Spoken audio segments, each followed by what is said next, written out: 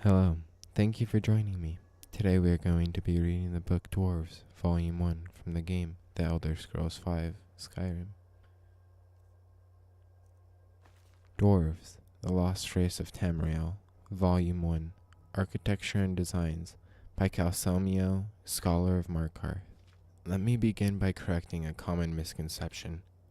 The proper term to use when referencing to the ancient lost race of Tamriel is Dwemer. It is a word whose meaning is roughly translated to people of the deep in the common tongue, and whose use has been widely replaced by the more ubiquitous nomenclature dwarves. I would like stated that I use the name dwarves in lieu of the more accurate term in these books out of sympathy for my readership, whom I can safely assume does not have the breadth of scholarship that 200 years of study has given me. With that small point finished, let us begin our discussion on the dwarves by focusing on the indisputable artifacts they have left behind, their architecture and cultural designs. Unlike the more controversial areas of dwarven scholarship, the construction of dwarven cities and relics are well founded due to the plethora of samples taken from the ruins these people have left behind.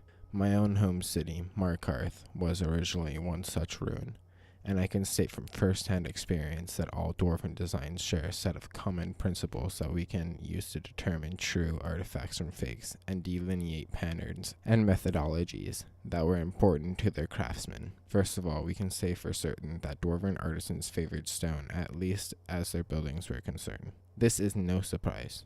With notable exceptions, the vast majority of dwarven architecture is found underground or carved out of mountains.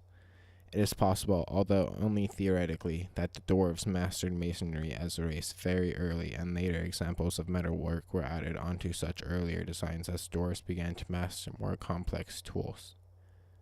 Regardless, the foundation of the all-known dwarven ruins is built on stonework, and the structure of dwarven stonework is sharp, angular, and intensely mathematical in nature. By a simple count, there are hundreds, if not thousands, of examples of dwarven buildings made of precise square shapes, and fewer examples of discretely rounded or curved stonework, leading us to believe that early dwarves favored trusted, well-calculated designs based on angled lines rather than riskier, more imprecise calculations based on arcs and curves. This comparatively simple tradition of stone cutting has nevertheless resulted in buildings that are as structurally sound today as they were thousands of years ago, making the work of our most skilled masons today seems like child play in comparison.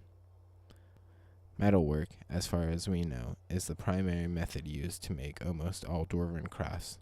We cannot, however, discount the more easily destructible materials such as clay, paper, and glass from outside of the scope of dwarven craftsmen.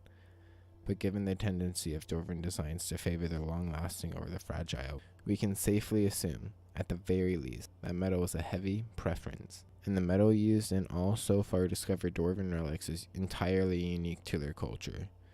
No other race has replicated whatever process was used to create dwarven metal. Although it can be easily mistaken for bronze, and in fact many forgers of dwarven materials use bronze to create their fake replicas, it is most definitely a distinct type of metal of its own. I have personally seen metallurgists attempt to combine several different types of steel and common and rare ores in order to imitate dwarven metal's exclusive properties. But the only method that has been successful is to melt down existing dwarven metallic scraps and start over from there. The end. Thank you for watching. If you've enjoyed, leave a like, and I hope to see you next time.